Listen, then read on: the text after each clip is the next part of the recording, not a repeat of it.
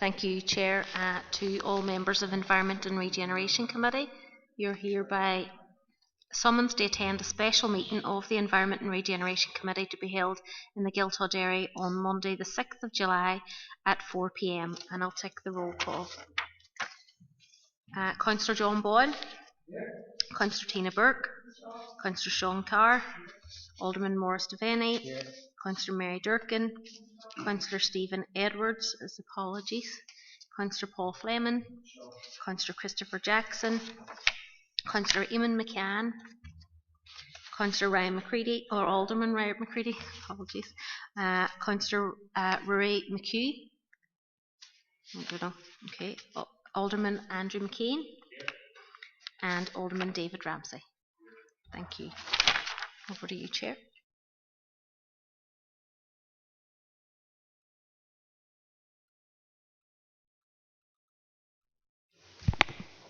I'd like to remind everyone who is in remote attendance that this meeting will be broadcast live via the Council's YouTube channel and will be available for viewing by the public and media.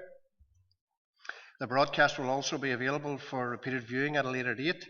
This broadcast may be terminated or suspended in accordance with Council protocol.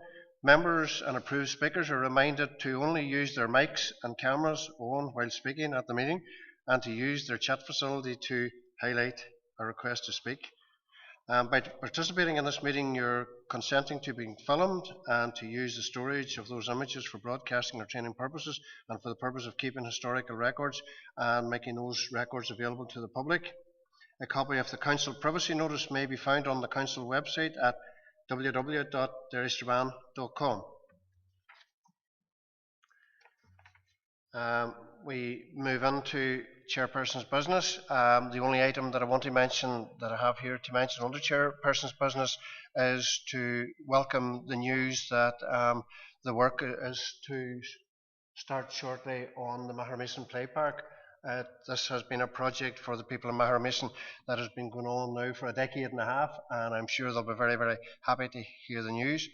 I have two speakers here who have indicated to me before the meeting that they wanted to come in under Chairperson's business, and the first one is Alderman David Ramsey. Thank you, Chair. It's just an observation from today's agenda. At the council, our last council meeting, I asked, with reference to some staff having their phones removed from them at recycling centres, because we need to dig into it and find out what policies or why is this happening. But I don't see it on the agenda, and I'm just wondering when we'll be discussing it. Yep, through you, Chair. Members, obviously that was raised at the full council meeting, and officers, senior manager officers have looked into this, and we have no reports of any member staff having a phone removed from them. So we spoke to our head of human resources in relation to this issue. Clearly that's a very serious allegation and serious incident, and we would very much appreciate the details to be sent to us, specific details, so that we can undertake a full investigation. Okay, thank you very much for that clarification, and hopefully we'll be able to find out more. The next person to come in is Alderman McCain. Thank you very much, Chair, for letting me in. This is just a wee quick point of interest, or a wee quick question that has been raised with me in the last few days, and it is regarding people who kayak or canoe there at the Mart in Newton Stewart, or at the SOM Centre. They start there and they kayak downriver towards the fisheries, and they have complained that there's a lot of debris still remaining on the river bank from the time of the big flood, maybe even pieces of furniture, chairs, and I think this may have been washed out of the skips the time of the large flood, and if I could just draw it to the council's attention, if it could be attended to, whether it's the councils or the river agencies. Thank you very much, Chair, for letting me in. Chair, yeah, I'll take that on. Obviously, it's for the landowner to clear the bank, so we'll do a check on who owns the land, and we can, if it's ours, obviously we'll clean it. But if it's down to another landowner, we can make them aware of the issue.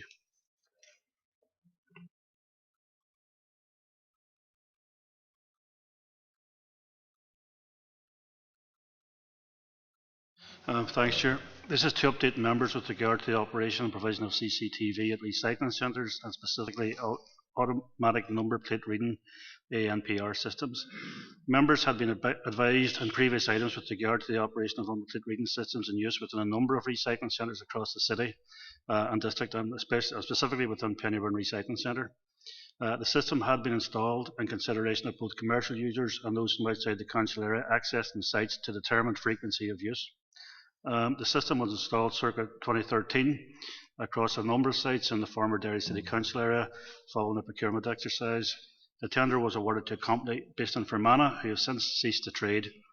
Council have therefore been unable to update elements of the system, primarily the software, in consideration of this. The system utilised one camera at the entrance to each site, which automatically recorded the details of all vehicles entering. Following the redevelopment of Pennyburn, issues arose with the system in that traffic entering and leaving the site utilised the same roadway, where previously traffic entered by a separate entrance. This presented problems in terms of the data recorded with regard to overall user count. Various fixes were attempted but have been unable to resolve the issues. The equipment installed at the site is now dated, with advances in technology now able to address the shortcomings with the previous cameras. The previous system used standard CCTV cameras modified for ANPR use, whereas now bespoke ANPR cameras are available providing more accurate data. The systems installed at existing sites will all need to be updated with additional systems installed at sites within the Strabane area should members consider this appropriate. The estimated cost to replace and install ANPR systems at each site is estimated at £2,500 per site to include cameras, servers, installation, etc. Additional installation costs will arise at some of the rural sites as telephone lines will need to be installed. The total cost to install this system at all 11 sites will be circa £27,500. Members' comments and recommendations are invited with regard to this.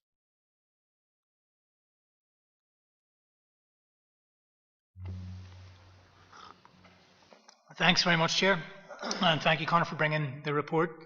And it's been very helpful to the legacy of this, in particular 2013 to 2020. And as I narrate through this, there will be specific questions. I'd be grateful if we can provide answers today. If not, whenever you can. The first point is precedent. And on reading this, and I was certainly unclear how far back it did go, albeit that it goes before the amalgamation of the two councils. So I'm not sure of anything which has been brought over into our current council now. But from that point of 2013 to even 2019, how much have we paid for this system, the software, the maintenance program in its life cycle? And secondly, when did the company discontinue the software service? And when is the last time the CCTV and the ANPR software has it been updated? That kind of level of detail, I would certainly ask to be brought before me before I would make any decision on the kind of outline recommendations for to go out and procure and to try and have some form of capability like we've had before. And then the second one the third one goes back to the so what. Why should we invest £30,000 worth of camera systems in our sites across the city and district? To what purpose? What are we looking to achieve? Because when I look and I ask for statistics, what did we achieve with the original investment, which you owe me an answer to, of that cost? So we can look at the return of investment and how effective, in this case, what is the efficacy of CCTV with the ANPR software. And ultimately, this needs to be tied into a policy. And it's a policy which we currently don't have in this council to determine the precedents being set that we're looking to observe and to identify how many vehicles are commercial and outside of this jurisdiction who use and avail our facilities. So when we've done the last 7 years worth of using these systems, to what end? How much have we saved? How much have we offset? That's the key points or key issues that I would like to bring before this committee in order to make sound decisions based on those recommendations. And that wraps up my points on agenda item number 6. Thanks, Chair. Chair, we'll have to come back to you with on the maintenance costs for the system. I don't have those to hand. But I suppose the background to it was some of the issues that have been talked around here today, which who was using the site, how often were they using the site. So that was the background to the system being installed. And primarily in terms of commercial users. Now, we have another report further on in terms of commercial users, and those two things are linked. And then in terms of the judgment that subsequently came from that. So all of these things are intertwined and can't be considered in isolation. So it is a complex, I suppose, linkage between the CCTV, between the users, between the user numbers, between commercial activities and so on that we've been trying to manage, and that was the purpose behind it. But in terms of the information for I don't have that to hand, but I certainly get that and bring it back to you. But I can say it would have been minimal. There were camera issues were the main ones. It was an internal system that operated locally off servers. We have updated cable networking within all our sites since then, so there's a lot of money spent in terms of updating the background hardware, if you want, but in terms of the CCTV system itself, that was minimal, but we'll certainly get the detail on it. Thank you very much. And that last one is everything we do here must link to a policy. So the main issue on this side of the House, or this side of the chamber, is we need a policy. How that policy looks is determined through this committee. Thanks.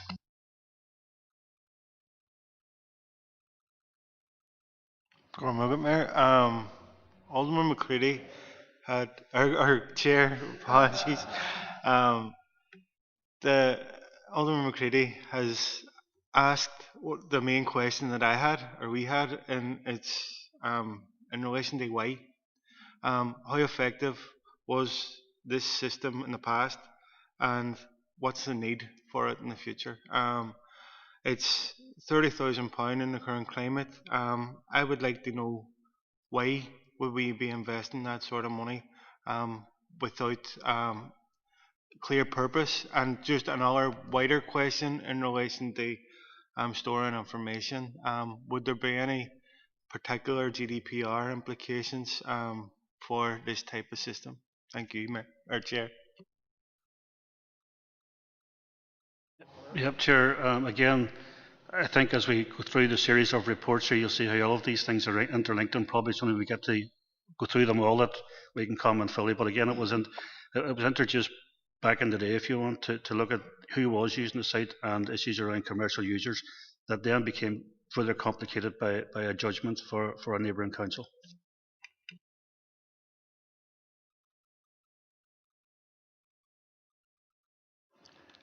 Thank you, Chair.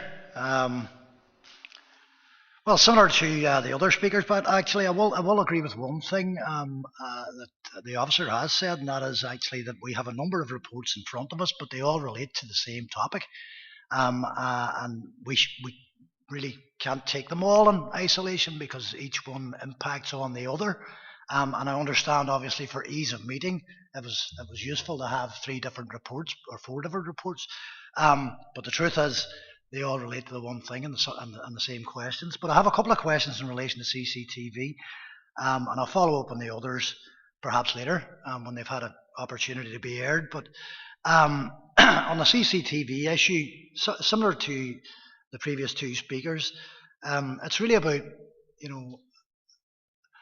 identifying why it is that we have a system, and then for what purpose we use that system. And then in actual fact, when we look for the evidence of what that system gave us, we find that it gives us nothing, for the very simple reason that the system became outdated. And so my questions are in relation to the system itself. When did it when was it considered outdated? Why was it not upgraded? Why was it not brought to this committee for that decision to be made? And how long has it actually been unoperational, in effect? Because if we had a system there that was operational, then we would have had the answers to the questions that were brought to the previous committee as raised originally by Alderman McCready.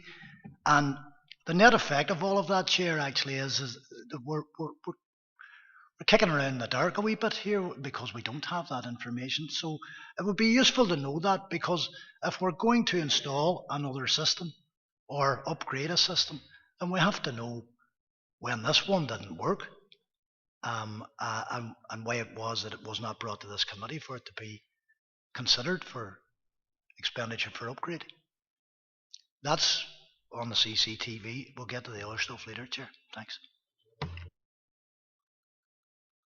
Yeah, Chair, again, the CCTV was installed at the time to determine who was using the site, and that was the only purpose, and how frequently people were using the site, and both in terms of ROI users and in terms of commercial users. Now, all the system tells us is how many ROI vehicles come onto that site at any point in time, and in terms of all the other users, all we could determine from that was whether they'd been on that site once that day, twice that day, 3 times that day, 4 times, and that was to determine who we thought were commercial users. It then became complicated because of a change in the rate, particularly with regard to commercial users, and how do you determine if someone is a commercial activity or not, and that's related to one of the other reports on the item. But that's what it was designed to do, so it worked up until that point in time. The issues in Pennyburn arose post the opening of the new site in the States, because the cameras were designed to work on a fixed point in and out, where you have multiple vehicle movements. It couldn't differentiate between who was coming in and who was going out. And you can say we'll simply take one off the other. But there are other users on that site as well. We have service vehicles, so it was a bit more complicated than just trying to extract information from a system. It wasn't designed to deal with an in-out situation. It was designed to you capture the information going in, or you capture it going out. Now, in terms of taking it forward, we have looked at how we would bring everything back into Strand Road and maybe run different servers to try and run different programs. We had tried different fixes ourselves to try and sort it out, but because we hadn't access to the initial software and how that was written, we couldn't do that.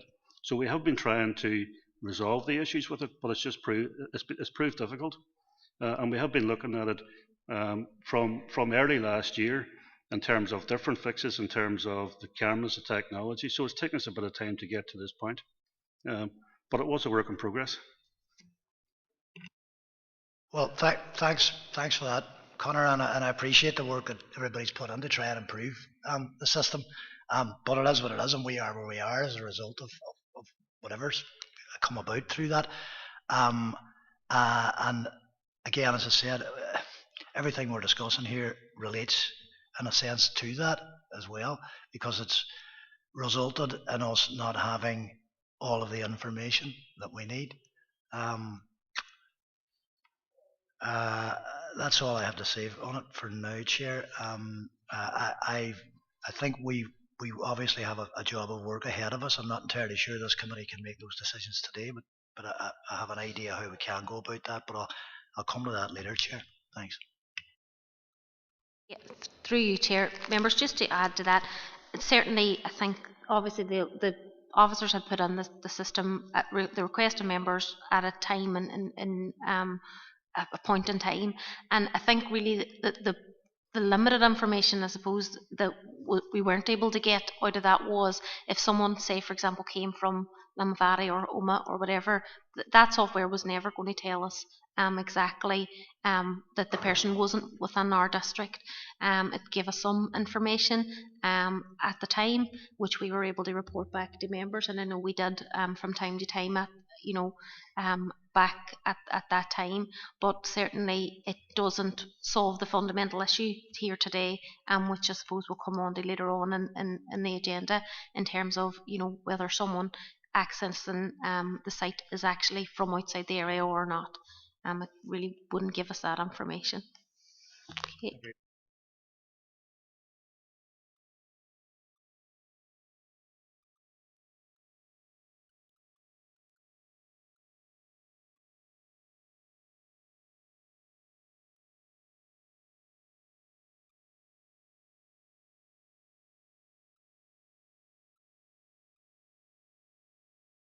Thanks, Chair. This is to advise members on the costs associated with removing fly tipping throughout the council area, and to provide information to members on the potential impacts of fly tipping should restrictions be introduced on the disposal of commercial waste and/or waste from non-residents using recycling sites.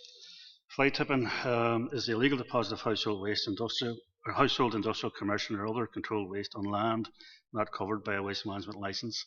It remains a high-profile and problematic issue in the management of municipal waste. It is a waste crime that impacts significantly on local amenity and health of residents and also causes harm to the environment. At June's E&R committee, members requested details on costs incurred for the removal of fly tipping. Members also asked that detail be provided on key applications for fly tipping cost of waste disposal. Restrictions were introduced for some users at recycling centres. Responsibility for dealing with fly tipping rests with local authorities and the Northern Ireland Environment Agency, operating under agreed protocol to define roles and responsibilities. Reports of fly tipping are handled by Council's Waste Enforcement Team, who investigate and where possible enforce legislation against perpetrators. Support for clearance of waste is provided from Streetscape Services and external contractors. Fly tipping costs for 2019 have been reviewed, and with approximately £70,000 was spent collecting and disposing of illegally deposited waste. Accurately quantifying the impact of fly tipping as a result of the introduction of controls on waste disposal at recycling centres is much more difficult to determine. It can be seen that the recent forced closure of recycling sites brought about by the COVID-19 pandemic resulted in an increase in fly tipping incidents, not only within Derry and Strabane, but across Northern Ireland, the UK, and therefore a correlation between recycling sites and fly tipping can be made. The reasons why people engage in fly tipping have been studied and are reasonably well understood. The reasons are varied and include convenience, cost, avoidance, accessibility to and adequacy of local waste services, and an understanding of what actually constitutes fly tipping. The condition of the local environment and population density are also factors.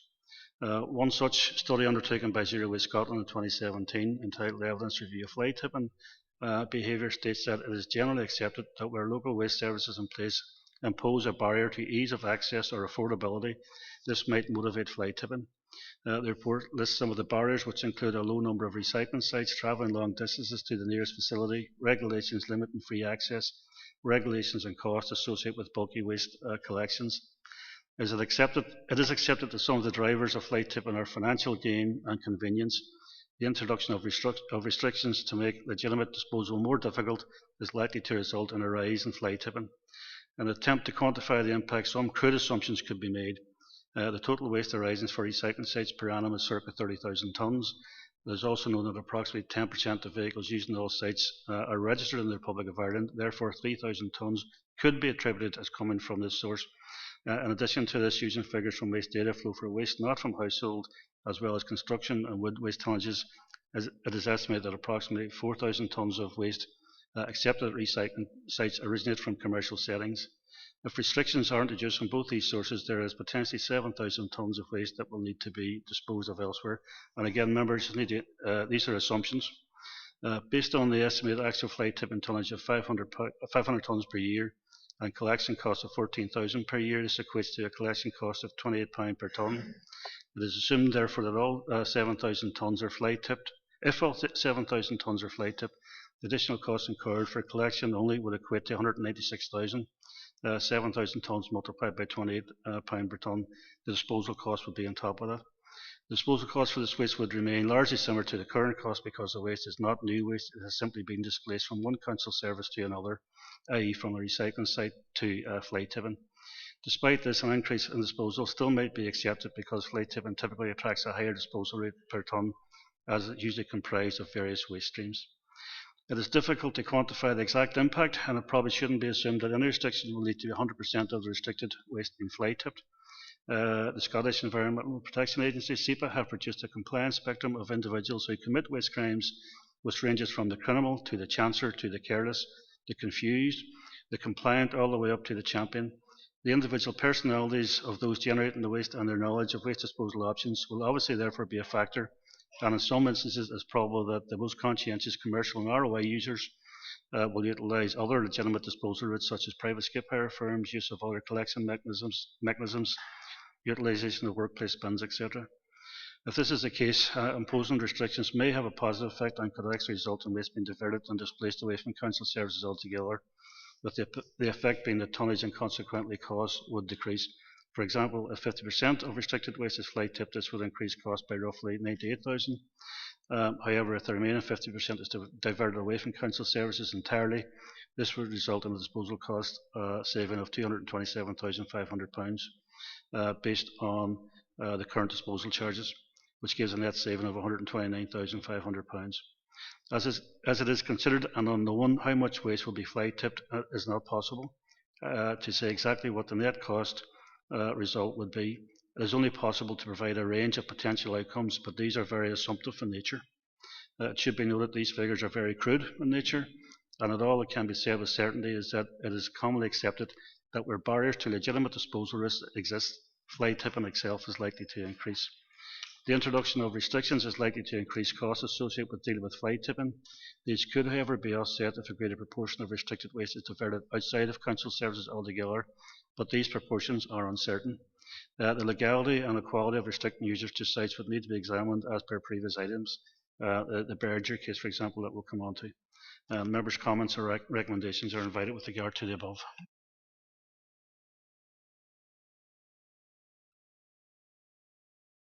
Thank you, Chair. Well, I suppose the first, thank you very much for the report and trying to enlighten us on what we're up against here. And I know that the figures are difficult. I think the first thing we have to make clear is, trying to make out that what's happening in our skip sites at the minute, if we stop or if we charge or we get a policy or whatever, that it's going to cause more fly tipping.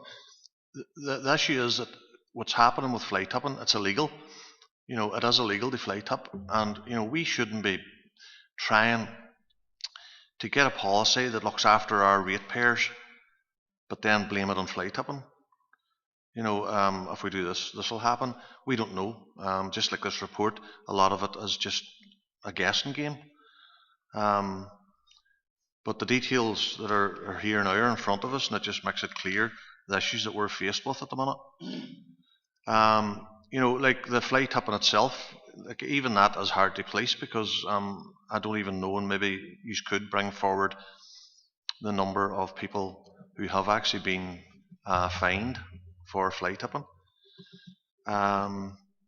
70,000 roughly in 2019 was spent on fly tipping. The most important thing for us, this whole meeting today is really about saving money, about saving money for the ratepayers who are going to face a lot of issues next year. It's about fairness. It's about people outside this jurisdiction who are not paying rates into this council area, that a policy is brought forward that will deal with this through a charge or whatever, so we can recoup ratepayers' money, because the ratepayers are paying for people basically not paying for dumping waste, and that includes commercial. Commercial's probably the biggest issue we have, really. It's a major issue as well. But 3,000 tonnes outside our jurisdiction, keeps saying here about Republic of Ireland, that's not what we're talking about. We're talking about outside our jurisdiction. And I know there's issues about addresses, about people proving where they're from. But this is about our ratepayers. This is about the people who pay our wages. This is about the people who get very little. So a lot of them, I mean, they pay big rates and they get their bin emptied, and yes, I know money goes towards roads, etc. But we're actually responsible for ratepayers losing money, because people are able to dump waste in our sites free of charge. It costs them nothing. It costs the ratepayer money. The ratepayer pays for the services that we provide. So that's all we're interested in, is the ratepayer and what it's costing the ratepayer. It says here, but if restrictions aren't reduced, we could potentially have more fly tipping. Does that mean that the people outside our jurisdiction are going to start doing fly tipping? Because fly tipping doesn't necessarily come from people outside our jurisdiction. But whenever you read into this here, you think to yourself, right, so those who have been using the skip site free of charge to dump their rubbish are going to then basically fly tip. It's a bit. I'm very sceptical of that one. So based on the tonnage, the big figure that we're obviously going to be interested in is 3.12, where it says, we could have a saving of 227,000 if we get our if we can get our head around this and get some form of policy that's going to start saving us money, that's a major figure. 227,000. Like based on illegal dumping, which I still class as illegal dumping too, coming into our dumps from outside jurisdiction. To me, it's illegal dumping because they're not paying for it. The situation we're faced with here is, I just looked at the figures that he's had there for the Pennyburn and for Ross Downey, and based on the number of cars over a number of days, I worked it out that if we were charging even £5 per car coming onto dump from outside our jurisdiction, you're talking of saving 150 odd grand. This is crazy figures that we are expecting our ratepayers to cough up. Like, it's shocking. And as 3.14 says, these figures are crude in nature, but this gives us an idea of how serious this matter is. And as I said there, I would like to know how many people have actually been fined for fly tipping over the past year. Thank you. Yeah, sure, we can get that figure and bring it to the next DNR committee.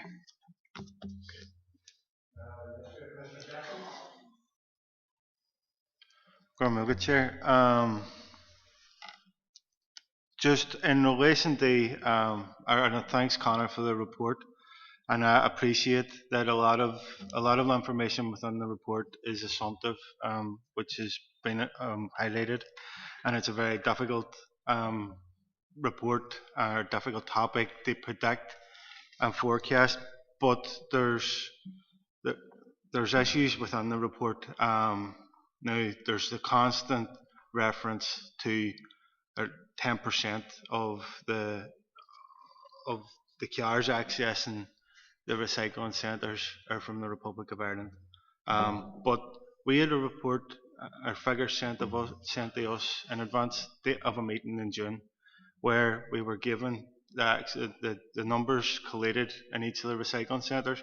There's another report later on, an appendix at a later item in this meeting, and now, a quick tally in them reports shows that the figures are nowhere near 10%.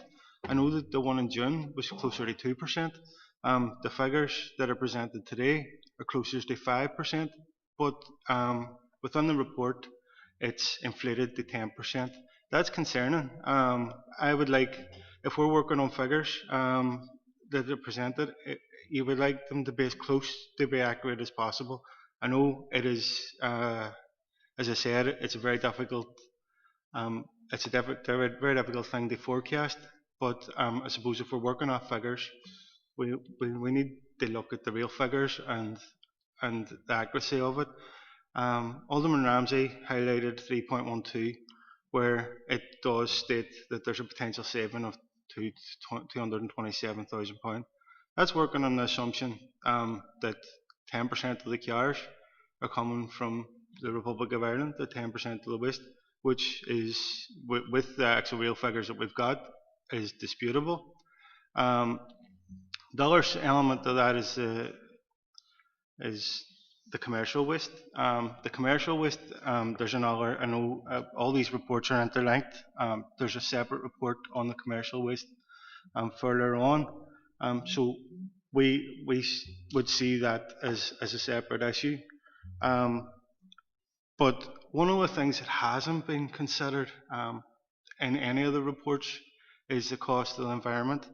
One of the things for certain, and I know there's a lot of uncertainties around all the reports in today's pack, but the one thing for certain that has been highlighted continuously is that by placing barriers and access to services will result in fly tipping. And I know Alderman Ramsey has highlighted that that's illegal activity. I accept that, but we have to live in the real world as well. And it's so we know for certain that putting barriers in place will lead to an increase in fly tipping, which will lead to further costs to our ratepayers, and in our view, avoidable costs, because we feel that these barriers would be unnecessary. So we know that the only certainty would be by placing barriers would lead to an increase to fly tipping. And one of the things that we didn't take into consideration is the cost of our environment.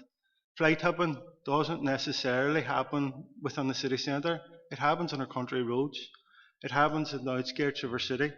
And the damage that has to our environment, their countryside, is beyond, or it's something that hasn't been considered in this report, and that's something I think we should all take into consideration whenever we're making decisions in terms of policy for the Environment and Regeneration Committee. If we're going to take decisions, placing barriers and getting people to access their recycling centres. I know we've had few discussions, and I don't know if Councillor McCann's going to come on, but during the discussions that we've had as a party with Zero Waste Northwest, in relation to us developing that circular economy and the zero waste strategy, Zero Waste Northwest have been encouraging us to look at waste differently. They look at waste as a resource rather than a burden, and look at ways of generating an income from waste. And I would much rather that we took that sort of approach than a very narrow-minded approach by saying by denying people access to services within our council area. We need to broaden our approach, work in partnership with others, and most importantly, think when any decisions we're taking in an Environment and Regeneration Committee, the damage to the environment should be first and foremost in our mind. Thank you, Chair. I mean, we have said that the information there, there's a lot of assumptions made in that report, both in terms of the tonnages, but the tonnages do consist of what we estimate to be 10% of that was from the Republic of Ireland, but there's also a tonnage in there for commercial activities. It's a combination of those both, so we did consider both, but it's picking a number out there, because what we said, whilst we can tell that a car is registered in the Republic of Ireland, we have no idea where that waste came from, so that's all it will tell us. So there are a lot of assumptions all the way through this, and yet we would need more detailed information in order to carry a detailed analysis of just what the cost would be should barriers be put in place. Thanks, Chair. Thanks for letting me speak on this, because it is a theme going out through all the agenda items. I just want to address a few points for discussion, if I may. Chair, the first one is, I do agree with some of Councillor Jackson's points. They're very valid. I think the fly tipping issue is something that we do need to consider. Now, clearly, the fact that it is illegal, and in Councillor Jackson's last point about environment and zero waste, and looking at waste differently, and if we were to somehow generate another revenue stream, by considering being friendly to the environment and all the other items that we look at, then there's absolutely no issue with that in here.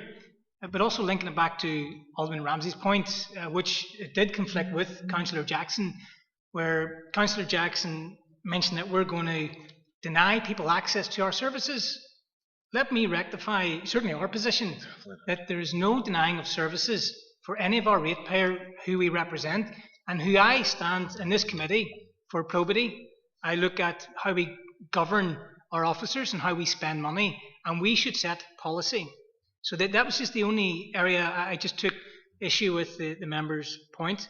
But other than that, everything else as moving forward to consider impact on environment, looking at the secondary and tertiary impacts of our policies, because you are right, the member is right in what he's saying. If we put in something which purely displaces waste to another area, which ultimately we would be ending up clearing up and be financially, it would be from our budget, then it is still an issue. We're not just moving waste around the city. So I do welcome the discussion on this, and indeed the fly tipping, and how we manage it through this committee.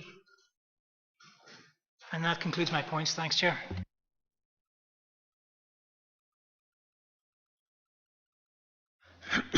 Thanks, Chair. Right, well, look, Chair, we have to start from the basis that we're all concerned about the environment. We all want to do our best, And in actual fact, one of the things that each of us also has to be concerned about is that we also have a moral responsibility to the environment, wherever it is, whether it's in Causeway Coast and Glens, whether it's in Fermanagh, Noma, or whether it's in Donegal. It is our environment as much as it's their environment. It's everybody's environment. So when we're basing any decisions that we make here or elsewhere at any time, we always have to consider that wider, broader picture, because we all enjoy those particular areas as well. One of the things that I do think it's important to point out is that, in my view, we're not sitting here trying to put barriers in the way of our ratepayers accessing household recycling centres. Far from it. We're actually trying to ensure that they can do that, but yet it's not going to be at a particular inflated cost to this council. And I haven't ruled anything in or anything out at this point. But one of the arguments around fly tipping has always been when you put in some kind of a barrier or you remove some kind of access to a service, that fly tipping will increase. It's almost like through this report we're accepting that that will happen. And I don't know if that will happen. But we've heard this argument before. When this council decided to close the Brandywell Household Recycling Centre, one of the arguments against closing it was that we would see an increase in fly tipping.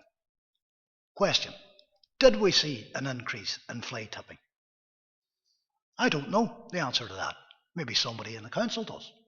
Secondly, when there was a debate about changing bin collection services to fortnightly bin collection services, fly tipping was always fly tipping. We're going to see more fly tipping if we do this. Did we see more fly tipping? I don't know. I would be interested in the answer to that.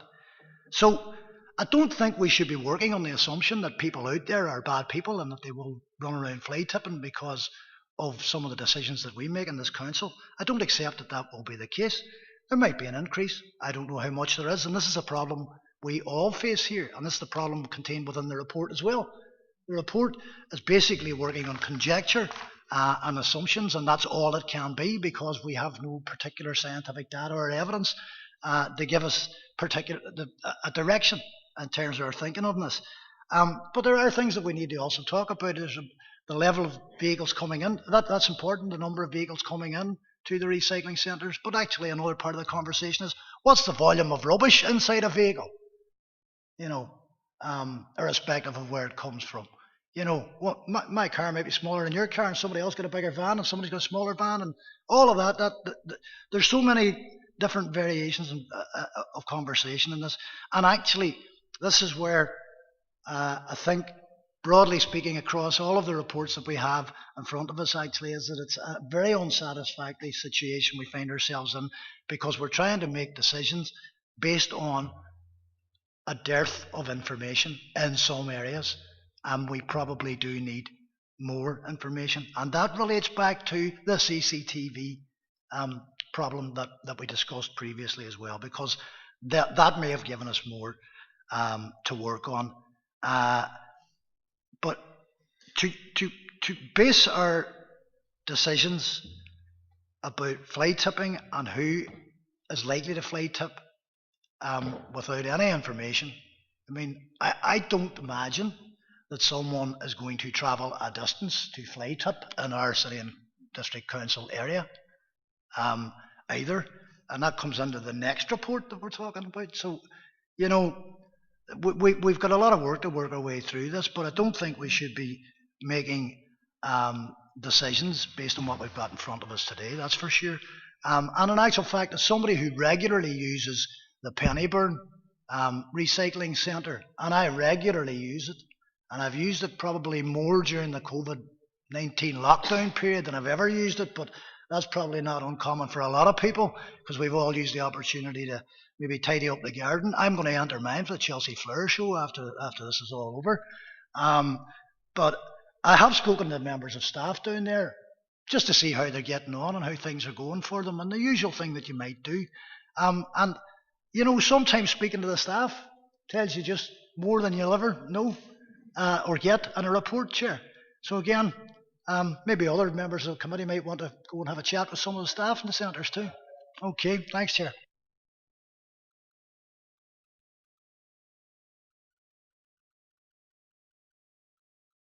Thank you. I agree with a lot of what's been said. I listened to Councillor Jackson and I agree with all of it from start to finish, which may alarm him at every word he said. But I just wanted to bring up something which is not going to be helpful in terms of our understanding the overall situation, our understanding even the basic facts. And we've talked about people coming into our jurisdiction, however you define that, and dumping rubbish. We need to talk also, will we not, about how much rubbish goes out from our area, however defined, and dumped somewhere else. Has anybody checked the amount of rubbish from Derry, which is actually dumped around Buncrana? Because you might be surprised at the amount of it that there is. Of all sorts, I mean, household waste, sort of, I was looking at, so to speak, coming from Derry into Donegal just a little while ago, with some Donegal people who were very angry. At Derry, say you're dumping all your rubbish. I said you got it the wrong way around, brother. But who's to quantify that? Who can quantify that? Since particularly the cross-border trade, I mean, is done clandestinely in a cloak and dagger way. There's nobody keeping track of what waste is involved there, the volume of it, and there's a bit of a mess too, sort of within the north. It seems to me where the Northwest Regional Waste Management Group covers the Derry Strabane Council and Causeway Coast and Glens. Isn't that right? There's two of them. They're a unit. Now, there's in some other areas of waste disposal and collection, we are part of a 3-council consortium, if that's the right word. Meanwhile, I don't know what's happening in other parts of the north. It's a complete mess. And all this is a legacy, of course, of the old council structure. When we had, and people had to try and amalgamate, what was it, the 26 councils into 11, it was a pretty messy business. But it means there's an awful lot of things that we don't know, and I really can't know. I think we should have I think in terms of the zero waste objective, again, I think that would be more attainable if we were operating on a 6-county basis, or even better, a 32-county basis. No, I'm not making that as a political point. I really am not. I'm just saying it in terms of efficiency and so forth, and particularly in terms of cross-border fly tipping and cross-border dumping. We need sort of a single waste disposal jurisdiction, if you want to put it like that. Now, those are very difficult things to achieve, but as long as we have sort of this patchwork, incoherent patchwork of responsibilities and duties and so forth from one area to another in dealing with something which of its nature is difficult to pin down. As long as that's the situation, I can't see how we're going to make any major advance here. And that's a broad consideration, but I think that we've mentioned in the Northwest Region Waste Management Group, and we've talked about this and we haven't agreed on an exact way forward, but everybody is agreed that the different jurisdictions, both within the north, the sort of overlapping and interpenetrating sort of functions of different councils up here, that in particularly in relation to this issue, we're at a great disadvantage. And I honestly, if somebody can tell me how we're going to work it out, I'll be very happy to listen to them. Thank you. Thank you, Chair. A lot of what I want to say has been said, and again, I would agree with a lot with what Councillor Jackson said and Councillor McCann. On the issue of fly tipping, yes, there is a lot of uncertainty. It is all unquantifiable, but we've got the climate emergency pledge is currently being prepared, and it's not just environmental decisions; it's every decision at every level by every department here in council. We have to consider environmental impact and different climate impact. There's also the other hidden costs, the costs of potentially the public health, disease transmission. Christopher's right, a lot of the fly tipping's up in country roads and all, although there have been incidents I was aware of in COVID-19 where there was close to actually the residents and stuff too. It is an eyesore. Yeah, and Councillor Boyle mentioned there is also the unquantifiable, the volume of traffic going in, and then there's the costs of that too in terms of transport. Christopher also touched on the zero waste and the circular strategy. I don't think we've already heard that all these issues are sort of can't be taken in isolation. We need a holistic approach. Well, I don't think the zero waste circular strategy should be separate from that. I think I would like that to be on the agenda too, and the curbside sort issue, because these are issues where they're designed to save the council money. That's what they are. And with zero waste in particular, the circular strategy's been in place for some time. It's coming close to a year now since the zero waste municipality status was passed and approved. And with that, there's going to be opportunity too and growth. It's going into the green tourism and the whole green recovery and things like that there. We're actually generating income for the council. So I do think we need to get those issues into this agenda. Thank you. Chair, if I can deal with the last issue first, just on the report on the curbside sort, that will be coming to September's committee. It's just obviously with COVID, it's just taken longer to pull together, but it is coming in front of members in September.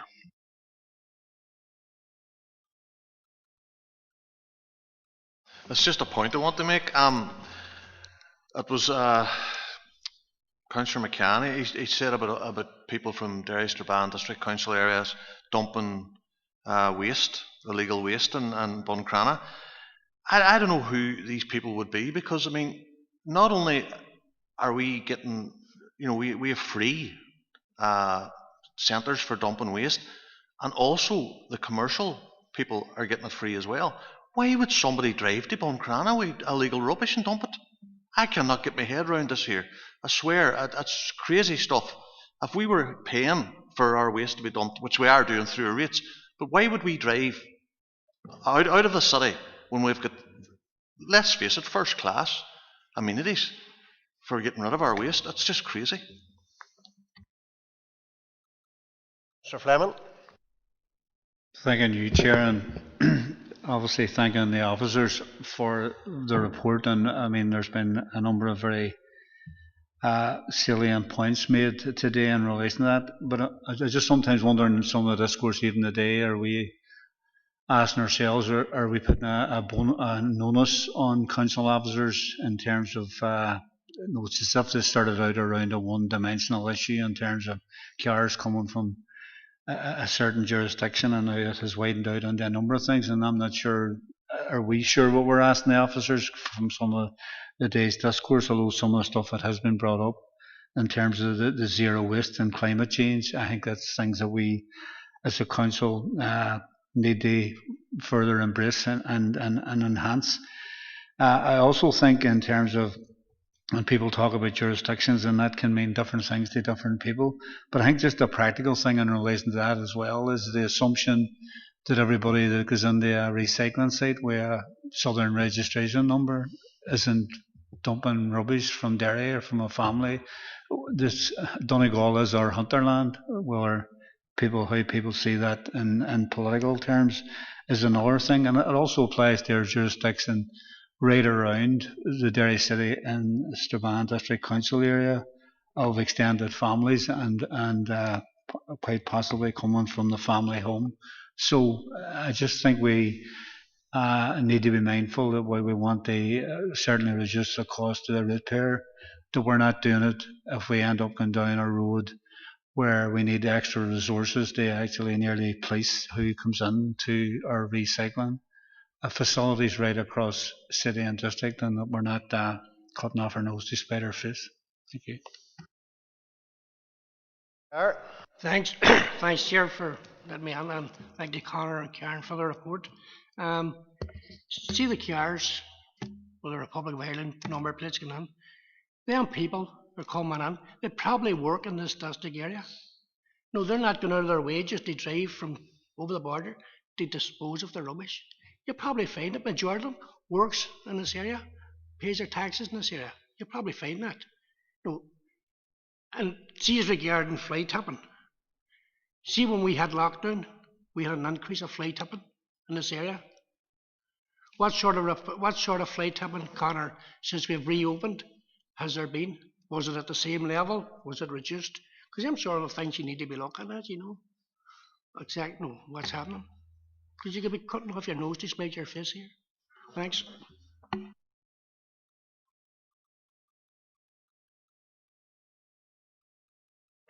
Just at one point in relation to the assertion that people from Derry might be going to Buncrana or Maville or somewhere in Donegal, elsewhere in Donegal, or indeed people from Strabane or wherever, and fly tipping and dumping rubbish. I don't know where the evidence for that comes from, and I don't think anybody should make an assertion like that without any kind of evidence that it actually does happen. And I do take the point that Alderman Ramsey's making. It would be nonsensical for someone to drive that distance past a number of recycling centres on their way to doing it. Can't see it happening. I'm sure there are people who toss their rubbish out of their car window and all that sort of stuff, but people do that all over the place, and they shouldn't. We all know that. I just want to come in very briefly saying, isn't the question, well, who would do this? Who would drive? And we've had a couple of people ask the question, why would anybody drive all that distance? For a start, waste is very valuable. Not only people drive around this jurisdiction, go to every day. Between Larne and Stranraer, you'll find at least one lorry full of waste going over to be disposed of, legally, perfectly legally at all, but not collected here legally. But once it gets to Scotland, it is legal.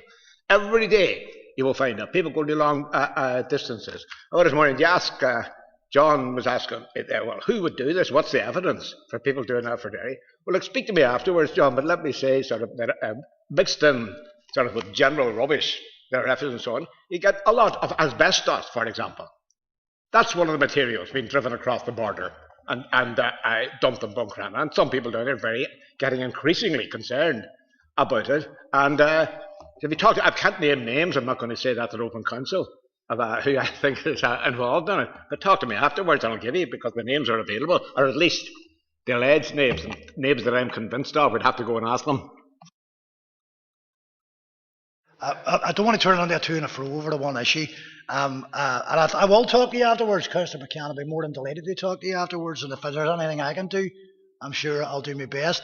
But just for clarity, I was more talking about the general populace and the ordinary man and woman who would do that. I know there are many who might be involved in some of the practices that you just mentioned, of course.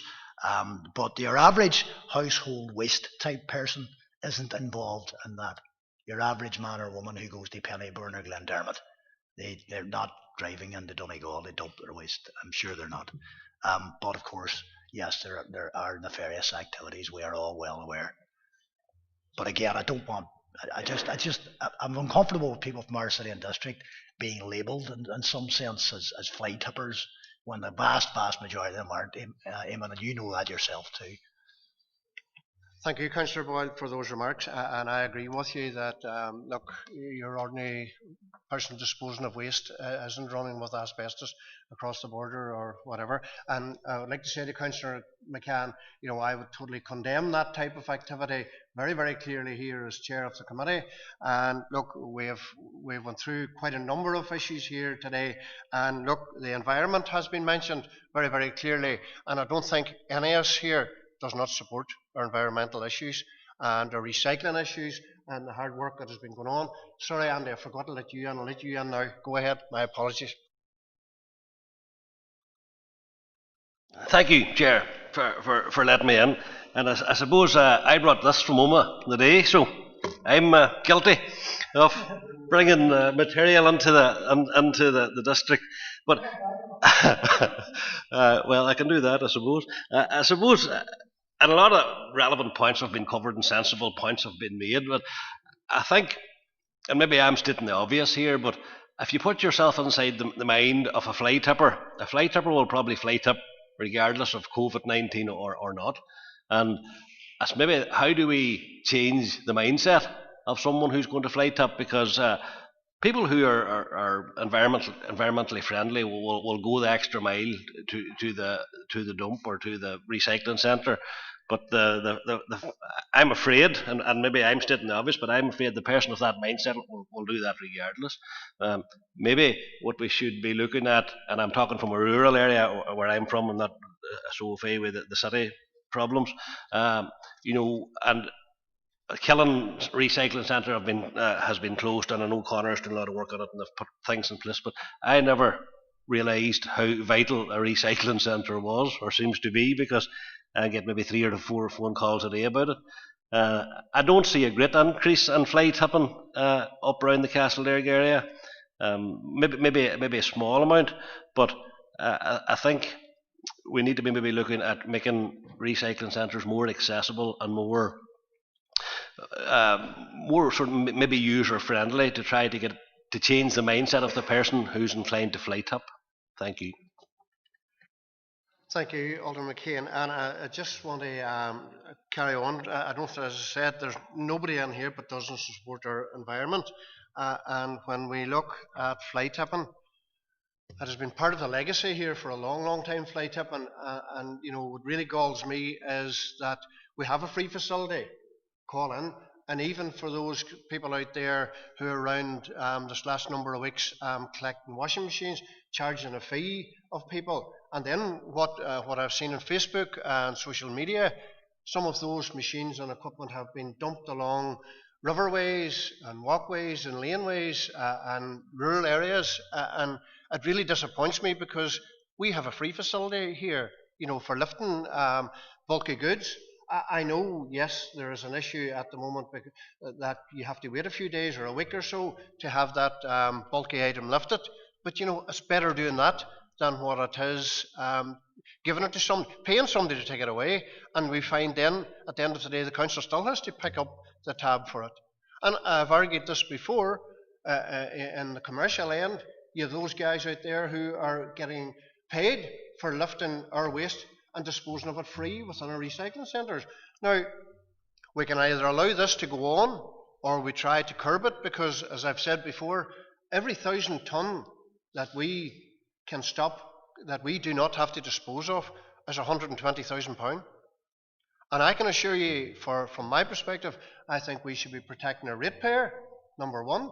And, as the financial crisis tightens in around the council here, and we all know with COVID-19, we're trying to protect all the jobs, as many jobs as we can within the council.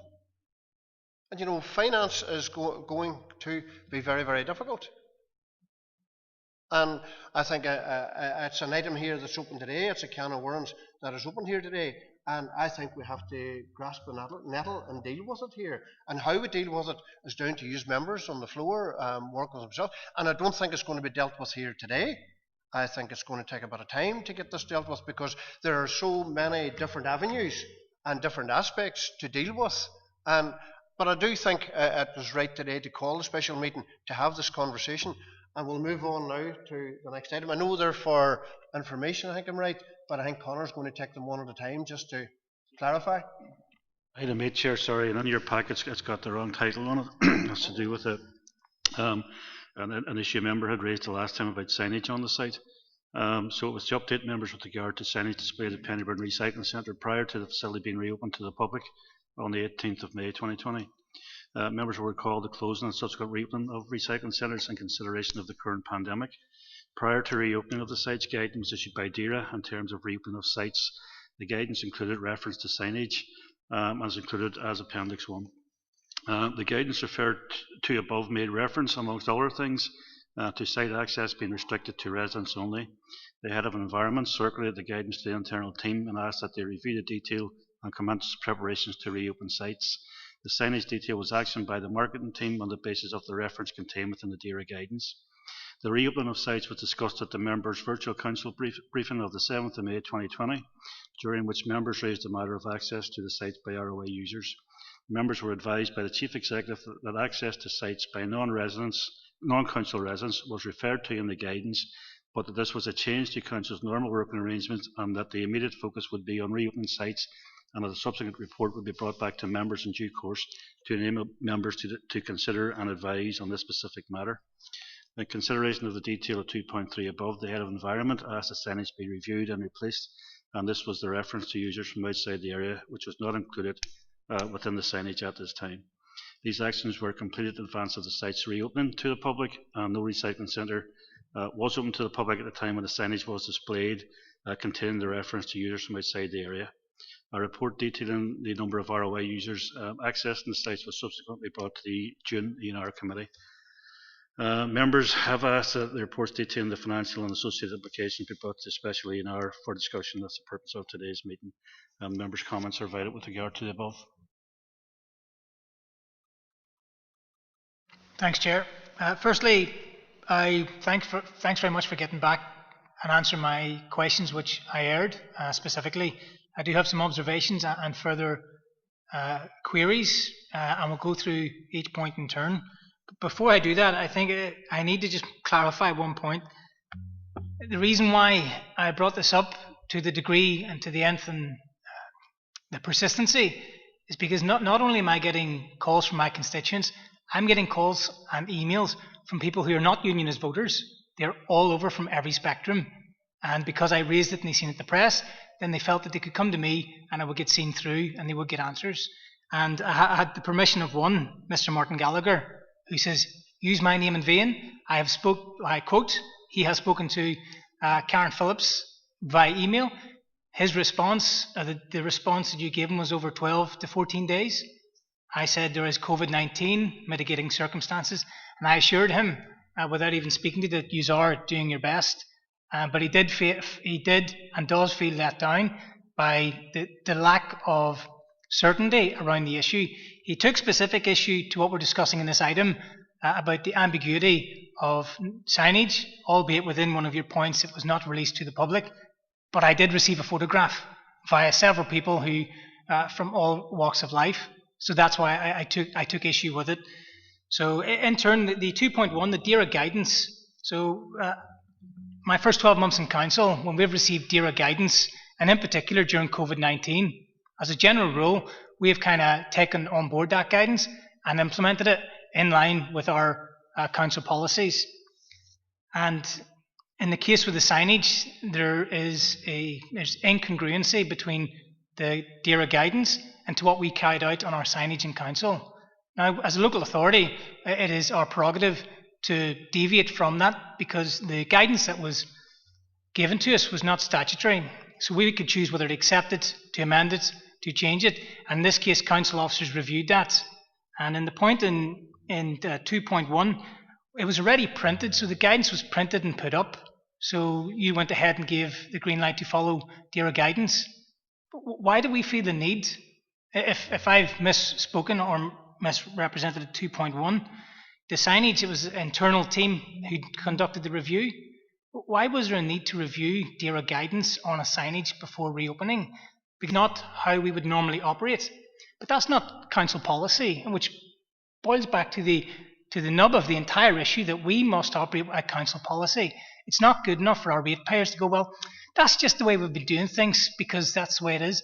I believe it's an unacceptable position for council members to take, and we will remedy and have a council policy in whatever shape or form this committee presents to full council. So from what I'm reading, I still don't understand the rationale and the reason to take down from what I've seen, which were DERA guidance, and by changing that sign to remove or omit the non-residents. By doing that, we actually increase the burden to our sites, increase the traffic to our sites, and as a result, we've actually had to close some of those sites. Now, I know it can be fairly subjective, but if you were to go ahead with DERA guidance, then by default, we would have less numbers at the sites during the COVID-19 and the reopening. So there's still ambiguity around the rationale of changing the sign when it was already put up. And the last one, 3.2, that all signage was taken down when the decision was made. There was still a sign left in place in Strabane for a few days after it opened, which led to more confusion and to the reason why I was so persistent thereafter. So what we're receiving from our constituents and what's been presented in this chamber is not 100% being tied up. So I just seek further clarification on all of those points, please, Chair. Through you, Chair, members, if I can try and answer a few of those, and then perhaps I'll bring Conor in after that. Firstly, I think, members, that In effect, the policy of council at the minute is to allow all users to use our sites. That was agreed at council, and in your pack today you will see when that was agreed during the actual transfer period. It was an issue that was discussed in very detail between members, because in particular the former Strabane District Council had a different policy to the former Derry City Council at that time. Moving forward, officers were tasked to pull various ways of working, stroke policies together for council, and that was discussed by a member working group. The members then recommended that council, in the new council, when we were merging the two former councils, that we allowed unrestricted access to our recycling centres by all users. So that is in effect today the policy of council and the way that officers work. Now, obviously, when the Derry guidance came out, officers considered all of this, and obviously in light of, number one, in terms of COVID restrictions, that people shouldn't travel, all of those sorts of issues, and indeed what the potential implications would be if we changed the way our policy was and what way we normally work. So clearly, obviously, in order to actually say you're not allowed to use our site if you're from outside of that, then we would obviously have to introduce checks on that. And clearly, our chief executive and our officers felt that it wasn't the right time to do that. So very clearly, at the members' briefing, members raised this issue and they asked officers, what was the way forward. And the chief executive very clearly said, look, members, we fully recognise that some members of the public have raised this issue, and our council normal way of working stroke policy is that we allow access to all users of our sites. We will again allow members, clearly it's absolutely the role of members to decide on policy, and indeed the role of members to change that policy should members decide that that is what they want to do. So clearly what the chief executive said at the meeting was officers will bring a further report to members around the number of Republic of Ireland vehicles. That's the only information we had at the time that were using the sites, and members then can consider whether or not they want to change the policy of council. So that's that aspect of it. In terms of the signs, whilst we say the internal team, basically operationally what actually happened was that our marketing department were sent off to say, look, here's what the Derry guidance is, can you come up with a draft sign of what you think? They very helpfully took that at face value, printed everything that they felt was an instruction from the Derry guidance, and put it onto a sign, and for expedience put those signs up. We then obviously considered that and said, look, that part of the sign is not in line with the way we normally work. Then that was discussed at the members' briefing, and the chief executive very clearly said, look members, we're not going to restrict anyone from using the sites at this stage, but our members will obviously consider that council policy in due course and any changes and we can make.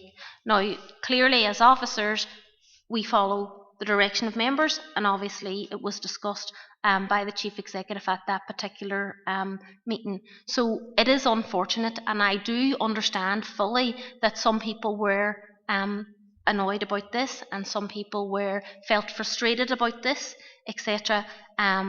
However, members, today obviously you're having the opportunity to consider all of these issues, and indeed whatever members decide in terms of policy, of course, and as usual, our officers will fully implement. So that, I don't know if that answers all of your queries, but that is exactly the position in terms of where we are today. Chair, thanks very much, Karen. I appreciate that, and I'm sure Mr. Gallagher as well, hearing it online and getting a direct access to the executive team here is what the ratepayer want in this particular issue. Two things fall out of that update. The first one is, in everything we did for COVID-19, legislation that essentially was stopping people to drive to these sites, and it's one I'm going to take up with the Chief Executive on how we made the decision or not. If it's my oversight, then fine. But it's one when I'm bombarded with the amount of constituent concerns, then for transparency and probity and good governance, then we ought to take it forward in this forum. The second question from that is, how many complaints did we receive from the public surrounding this issue? Information here today, members, but we can certainly bring that back to members at a future meeting. Thank you. There were definitely a few, but I'm not sure how many. So. Thanks, Karen. Councillor Boyle. Not really an awful lot to say on that. I mean, obviously a question was asked, the question has been answered, Chair, and I'm content with the answer as it's come back. And like, with the best will in the world, sometimes, you know, things happen that perhaps we won't all agree on. And sometimes things actually, communication between people results in something happening that you maybe had not intended to happen. And I accept that. I'm sure others do. But it's a springboard for further conversation as well. That's in fact, if anything, it may well be what prompted Alderman McCready in the first place some weeks back. You know, so look, I welcome all conversations. I think we all should. I'm sure we all do. Chair, and I know there's another report. I know they're pretty much for information anyway, but you know, it's very clear, very evident from the conversation here today that we've got a job of work ahead of us, Chair. And in all truth, this forum and full council is not the vehicle for making changes, if indeed we make any changes, or making improvements, if indeed we can make improvements. So, you know, with that in mind, and if it's not too premature, Chair, I would suggest that we form a working group which can examine all of these particular issues, look at the particular areas where we might be able to improve services for the ratepayer, save money, if indeed we can save money, and we can thrash all of this out over a number of meetings and bring back recommendations to various other councillors who are not here present. And I think that would be a useful way of perhaps progressing. We've working groups in this council for all manner of things, as you know, Chair. So many, actually, there's sometimes it feels like they're coming out of your ears. But they're not called working groups by accident. They actually do work. And sometimes they bring resolution to issues that are very difficult to deal with in this particular fora. So that's a proposal, Chair. And of course, it will be cross-party, cross-independent, as we normally do. McCready. Second Councillor Boy's proposal, but I'd just like to clarify if we could have an end state, not a date, just a new policy which takes into consideration all the working group. So no decisions being made what that is, but we know it's an updated policy to reflect the working group. So I'll have no problem seconding that. Sorry, Chair, there was one thing I was going to suggest actually, is that we could try and make it as time bound in some senses, that we don't kick this all around the road for the next 12 months. Let's make it focused, make it time bound, and get it done. Councillor Jackson.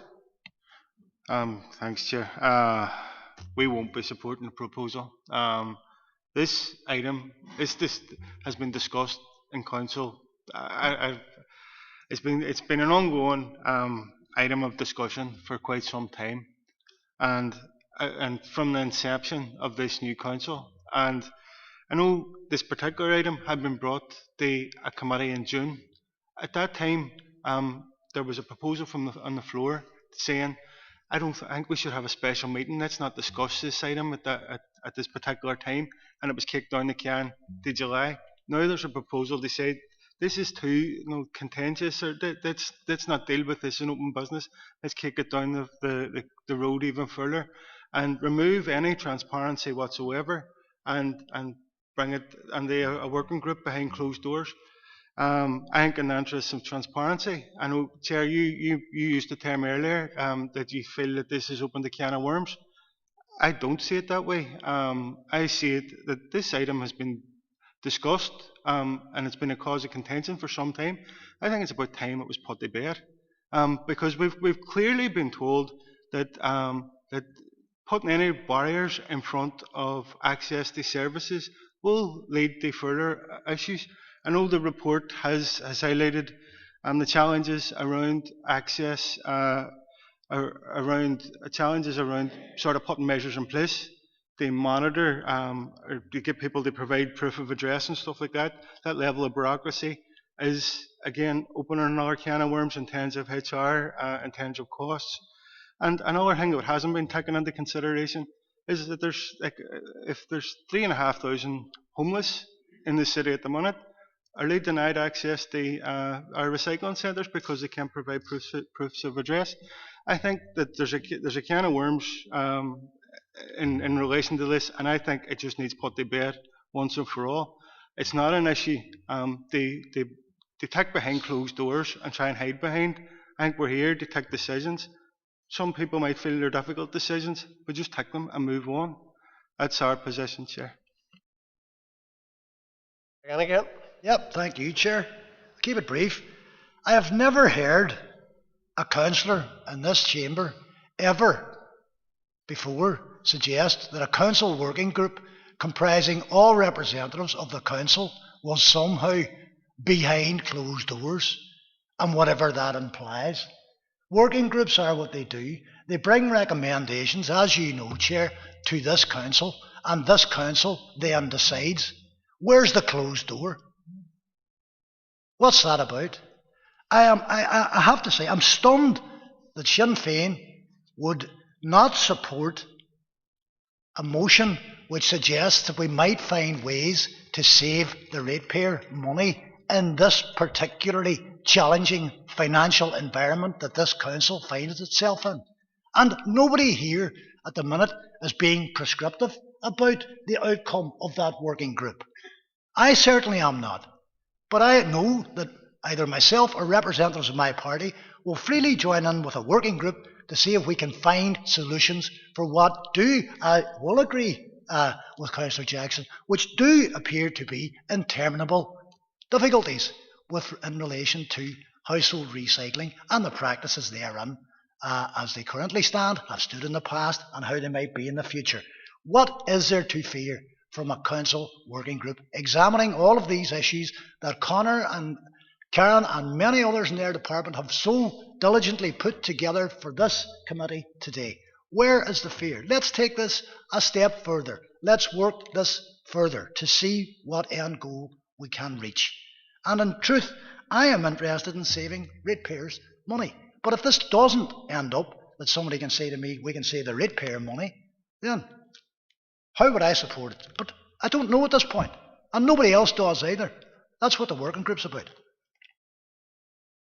Thank you, Councillor Boyle, for that. I'll let you in briefly. Just to come back around briefly, just to respond to Councillor Boyle. Our decision not to support a working group on this is because this item has been well rehearsed. Council officers have prepared a very detailed report called a special council committee meeting to discuss this item, and because it seems to be too difficult for some people, let's have a working group. We feel that we've got enough information provided in front of us. It's been fully accepted from council officers that it's almost impossible to forecast what will happen, what will the final cost be to council. The only certainty that we've got is by putting any barriers in place will result in an increase in cost to council. So it's for that very reason, to protect the ratepayers, that we feel that a working group is unnecessary. Our policy as it exists, they allow free access, allow open access to their facilities, is the best way forward. So it's in the interest of our ratepayers that we feel that our policy works as it is, and by putting any barriers in place is dangerous. And that's we feel that we should be encouraging people to use recycling centres, not discouraging them. Thank you. Thanks, Chair. I'm surprised of Councillor Jackson's position. I really am. I'm quite disappointed, frankly. Not that that should have any impact on you whatsoever, but I really am, because we, in this committee, started off really well. Open, if I can quote Councillor Boyle that no one's been prescriptive on what the policy would look like, but clearly it is an issue. The member brings up that it's been discussed at great detail. Well, the fact that we've come in here with said amount of questions and are still looking for other answers in order for members to make informed and better decisions, fully transparent. I'm operating on behalf of around 15 individuals who are not going to vote for my party or myself. And whenever the next election is, frankly, I don't care who they vote for. But whilst I'm in this chamber and a councillor for everyone in the City and District, I will represent them, and their concerns is crystal clear. There are issues surrounding how we manage our waste, and the ratepayers are paying for it. Other people who are not in our jurisdiction are using it for free. Some, a small minority, may be abusing it, but the large portion, those from the Republic of Ireland, Causeway Coast and Glen, and our bordering councils, it could be convenience, and they're doing nothing wrong. But our ratepayers are paying for it. And at the moment, every ratepayer I've spoke to, it is an unacceptable position for that council policy to endure. I tried looking for that council policy. I still can't find it, Karen. I really can't. You chair members, it's in your papers today. Yeah, I have it in my papers. But when I look, I can find a lot of other council policies very, very easily. And this is maybe just, there's no insinuation here. It's just, I really did struggle to find it at a point. And COVID-19 has presented other issues, and for us to review, everyday services, which will now be very different in how we move forward. But yet the ratepayer is still held to pay for everything we do. So I don't agree with Councillor Jackson's position. I think it is very closed and very blinkered. And you have picked up on it, all the agenda items. They've picked up as Sinn Féin on one item which floats their position, where I and my party and others in this committee have looked at all of them dispassionately and indifferently to say, yeah, all great points, let's take them forward and let's formulate a workable policy for our ratepayers. We can only do that through due diligence, input from committee members, and sign off full ratification from full council. If we were to make a decision now, based on what? Chairman, I really am disappointed, Chris.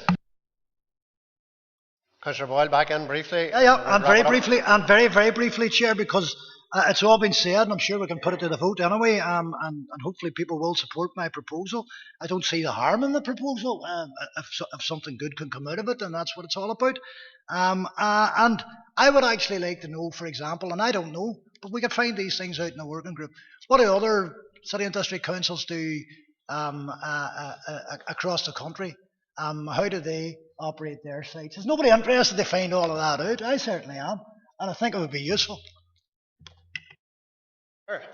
Thanks again, Chair. I would be happy enough supporting the proposal, providing it's time bound, because it can't be put on a long finger kicking us down the road. It has to be short term. And for somebody to say they're not very prescriptive, Alderman McCready has his mind made up before you go to a meeting. He's not for turning. Very simple as that. Listen to him. For turning. Is his mind made up? Members, I'm a hearty joke here. Look, myself as chair, I would. Right, chair, independent. Sorry.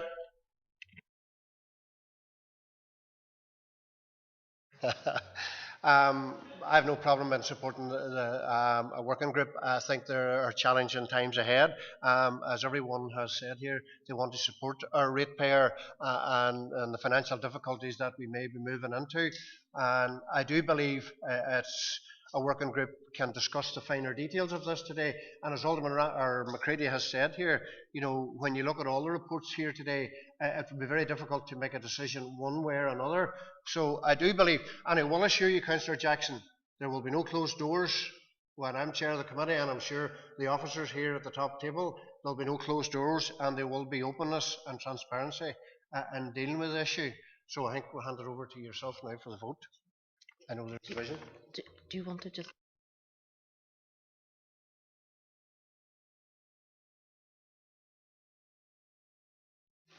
Councillor Boyle, for or against?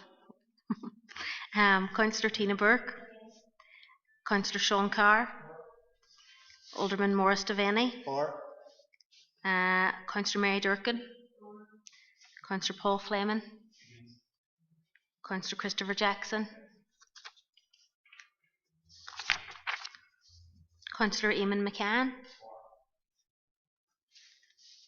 Alderman Ryan McCready. Alderman Andrew McKean. And Alderman David Ramsey. Okay, so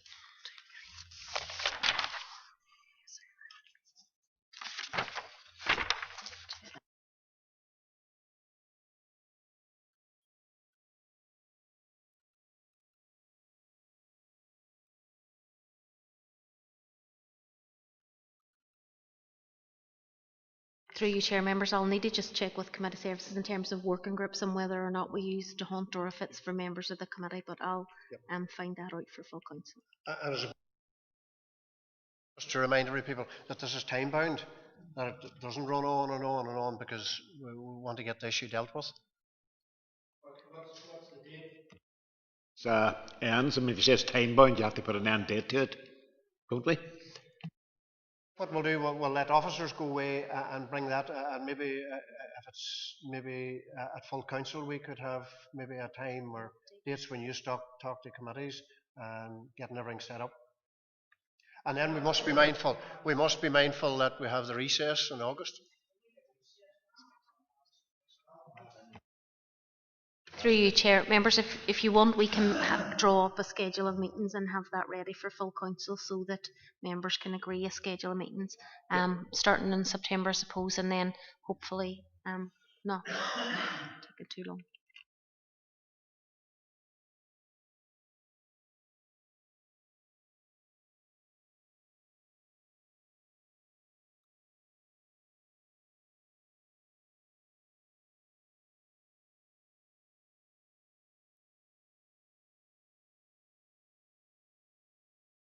Sorry. That a report be brought to them consideration of commercial users accessing council's recycling centres. Members have received a number of reports on this matter going back some time, with the matter also discussed by a member officer working group at the time the council was formed back in November 14. The issue of charging was considered by members as part of the service transformation process at the time of the amalgamation of the former legacy councils. The matter was discussed as detailed in the appendices provided with these series of reports. It has always been the case that those bringing commercial waste onto sites must pay for that service, with the members previously signing off on a procedure with regard to this whereby commercial users have to pre-purchase a voucher based on vehicle type in advance of calling to a recycling centre. As stated above, commercial users must pre-purchase a disposal voucher and present this on arrival to site. Site attendants are required to inspect all waste arriving at the sites and refuse entry to anyone carrying commercial or trade waste unless they produce the prepaid vouchers referred to above. Attendants have raised concerns when challenging users with regard to this and have been instructed on how to deal with and report and record such instances. Issues arise, however, with regard to commercial users bringing household waste to the sites. The Northern Ireland Ombudsman had previously determined that as the waste originates from households, councils must permit the disposal of this type of waste free of charge, even if the person depositing the waste has charged the household for this service. The officer team have been reviewing arrangements and have looked at how other councils within Northern Ireland have been dealing with this issue. Following this review, officers have identified a system in place at a number of other district councils across NI and working on proposals to install a similar system within Derry City and Strabane District Council. In consideration of this, a funding application has recently been submitted to DERA, seeking financial assistance with regard to the purchase and installation of commercial charging system at the three larger sites and limiting access by commercial users to these sites only. The cost of this system is approximately 50,000 and full details are found in the appendix. As referred to above, the Ombudsman has made a determination in the Bellinger case with regard to household waste and commercial users, and Council do not therefore have any powers to prevent or restrict access in such circumstances. Any change in relation to this issue would need to be brought before DERA, and by means of update members I discussed this with DERA representatives last week, and they have said that the legislation as is remains in place and there's no intention to vary or to change it at this point in time. Those carrying waste commercially are however required to register as a waste carrier with the NIEA regardless of the source, and officers have referred details of some of those operators to the NIEA in terms of the above, as they are the regulating and enforcing authority. So what's commonly referred to as the white van man, where we have been unable to determine if they have got the appropriate registration in terms of waste carriers, we have provided that information to DERA and they've acted on that. As stated above, we are currently reviewing arrangements and looking at introducing enhanced controls with regard to commercial waste and intend to bring back a further report for members' consideration in due course. And just to be clear, this was challenged by a member of the public a number of years back, and the council in question had to, at the time had to reimburse those commercial operators for that household waste element that they had been bringing in. And the legislation in place with NI is very clear. It says that councils cannot charge for household waste regardless of who brings it. Household waste must be disposed of free of charge at recycling centres, and therein lies the dilemma for councils. And the issue further to that is, we have asked attendants to check commercial waste coming in, and they do that, and at times they have turned people away, but it is a difficult and challenging process as well. So members' comments and recommendations are invited with regard to the above. Thanks, and thanks for the report, Conor. Actually, very enlightening, certainly in relation to the household waste issue, and as you say, white van man and caring from a household. And in truth, this is, as I said, it's black and white, and it's obviously for staff working in a recycling centre very, very difficult, and presents challenges in relation to that. How do you prove the plasterboard came from a house and not a shop or a bar or somewhere, so I mean it sets it out for us very clearly, but it's certainly something again I think we should discuss in our working group to see, and obviously, Conor, you have referenced that you'll be bringing forward a review for our perusal anyway, so I welcome that, and I'd like, obviously I'm sure we'd all want to have a look at it and see. Thanks, Chair. Conor, thank you for the report. Karen, not an easy one. Not everything is crystal clear. Evidently, it's not a good position for you to be in to deliver the services on an operational side of things. And I look forward to working in the working group to see how the policy can reflect something that we can actually benefit from. Thanks. Thank you, members. So, sorry, Councillor Carr. Yeah, thanks. See, on the men that the people that do that, they call them a dump runs and all that there, they're actually doing a great service for the city. Because, see, if they don't take it away, it's going to end up in back lanes and places like that there. I believe that they are doing a great service, that we as council then don't have to send vans and lorries out to pick stuff up, that this is getting taken state to skip. And I think all the people and the recycling centres know them, and they do try to recycle as well. So I think it's a great service that we have. Just for clarification for myself, Conor, explain household waste. Say, for instance, I'm getting my kitchen and my bathroom done, and there's a wall to come down, and all of that stuff. The contractor charges, I'm just going to put a guess figure, say £350 for disposing it. So what you're really saying is, if that contractor goes to the waste site and says that came from Morris's address and gives me a postcode, that he can dispose of that free, although he has charged myself for disposing it. Am I right in thinking that, Conor? Yes, Chair, and that's the dilemma that we face. That's exactly the case.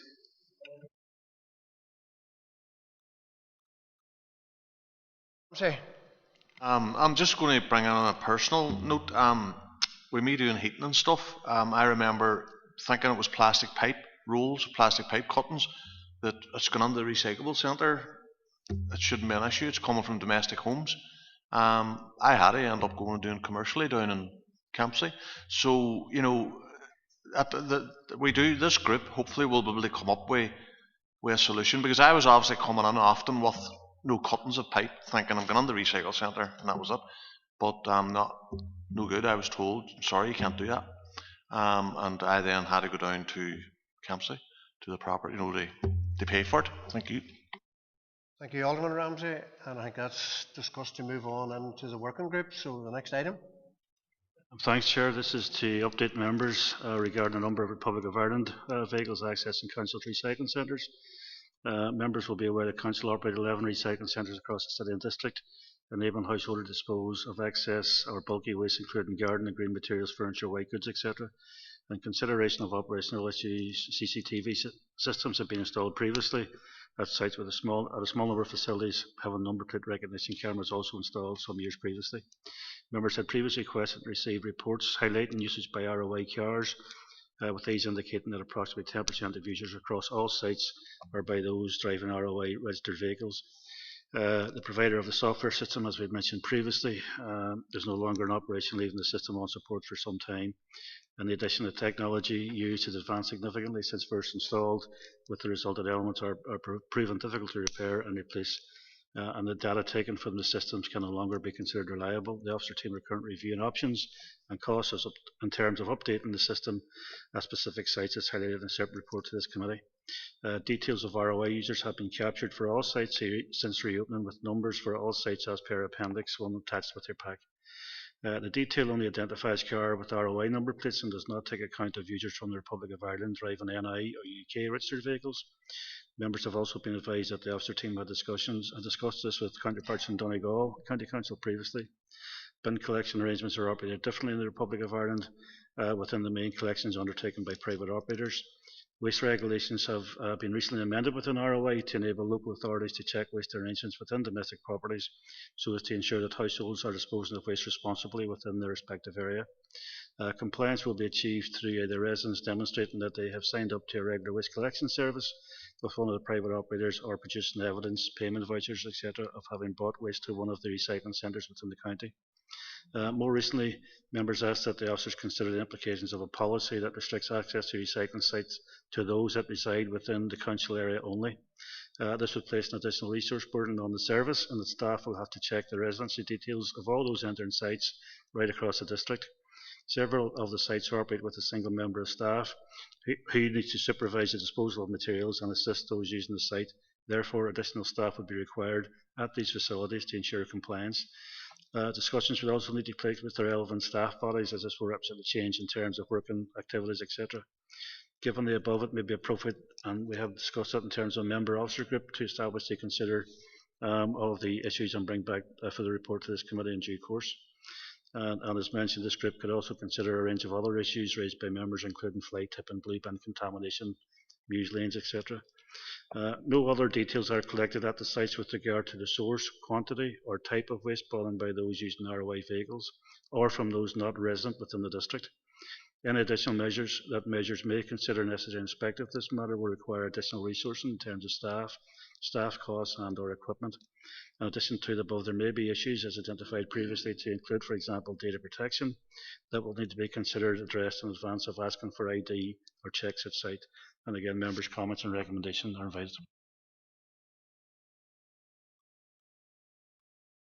Thanks, Chair. Thanks for the report. I understand the report was asked for when the legacy stuff came forward, specifying the Republic of Ireland. I'm in danger of repeating myself in this forum that that's just one aspect of outside of our jurisdiction. I understand there are sensitivities of how people see the divisions, etc. But I do believe a report, clearly we did ask for that as councillors, so it's not at you, aimed at us, specifying the Republic of Ireland. In terms of our terminology moving forward, outside jurisdictional waste, full stop, removes any divisions or ulterior motives which may be perceived or actual. That's the first point. Second one, in terms of how, so you're faced with a difficult operational requirement for your sites. How do we define, where does that requirement come from? It's going to have to come for the output of the policy. The policy may end up saying, hey, it's a free-for-all, then there's no requirement to invest the 30,000k in the CCTV, ANPR, or any alternatives to determine a booking in system where you log in online, the apps. Innovation is out there, but clearly you pay for it. And as big councils, organisations like us, they'll make us pay for it. And so I wouldn't maybe get too constrained looking at the likes of CCTV and ANPR. They are fairly old-fashioned to a degree.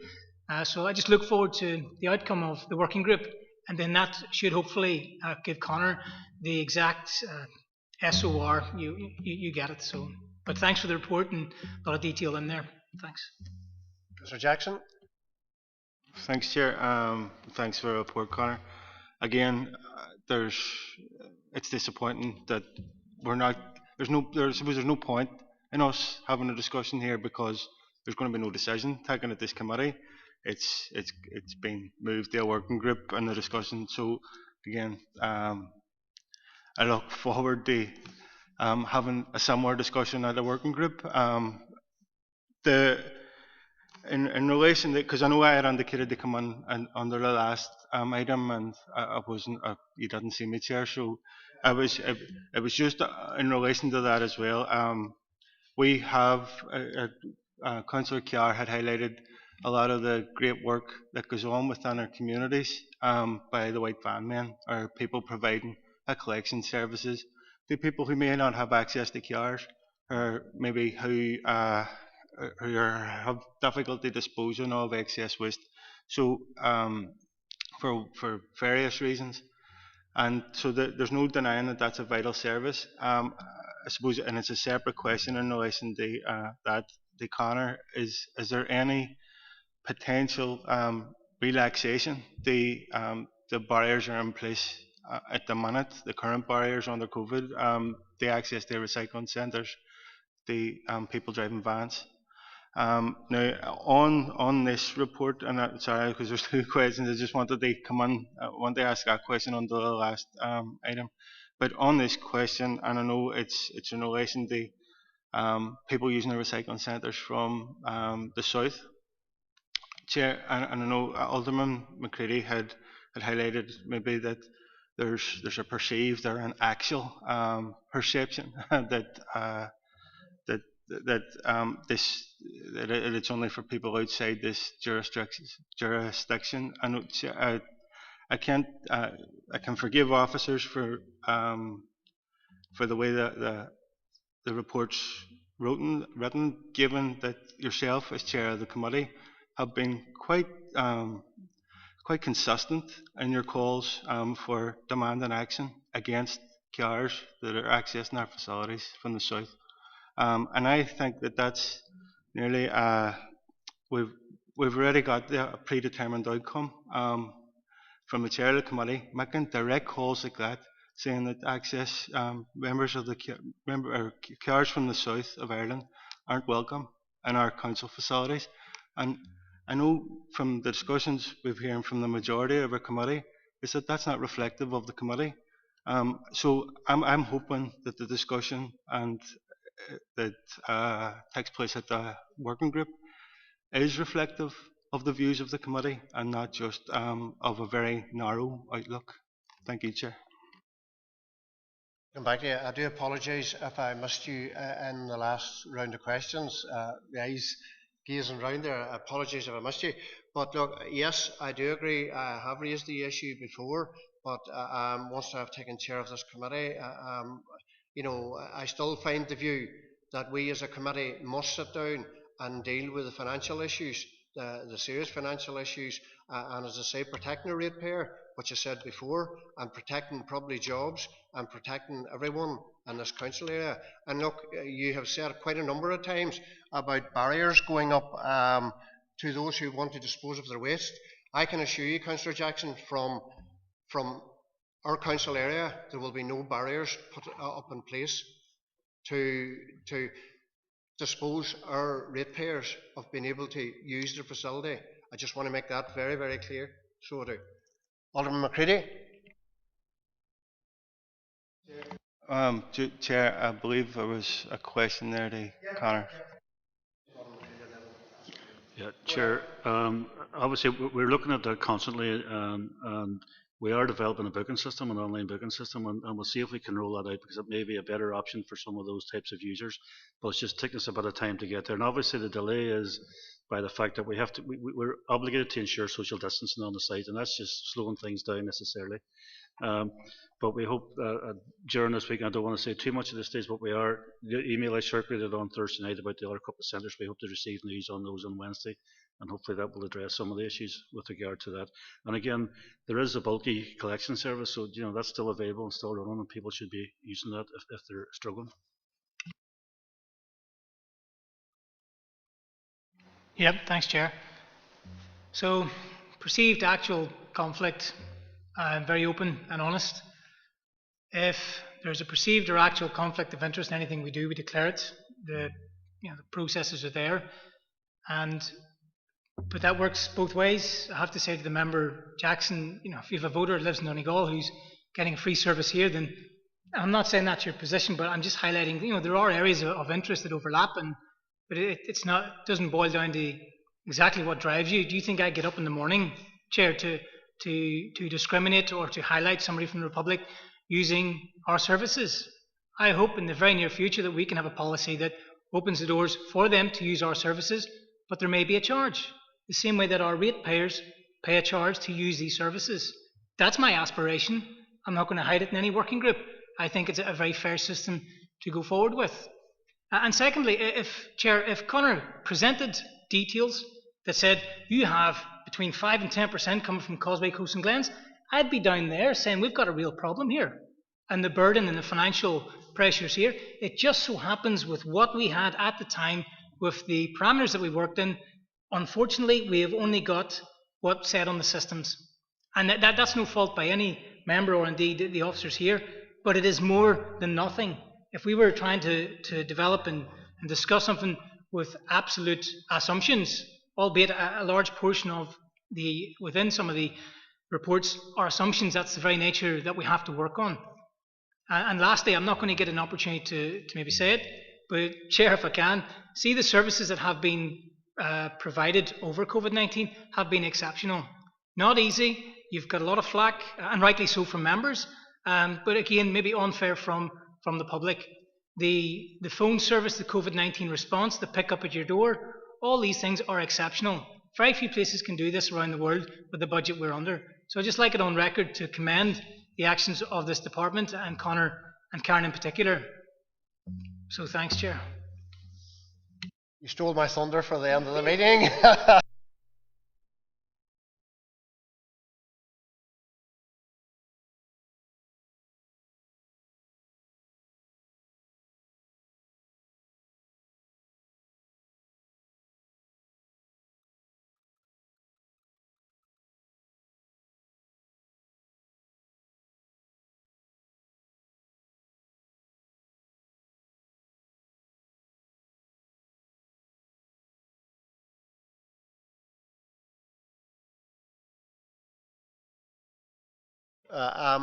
For life, I can't understand. We have all these services. We have free bulky lift. We had COVID-19 response, but we were still having issues with flight haven.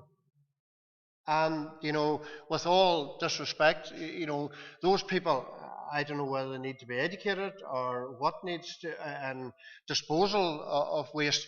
But I do say we had a great service so far, and we hope to continue that service. But thank you all very much for attending the meeting today, and a safe home.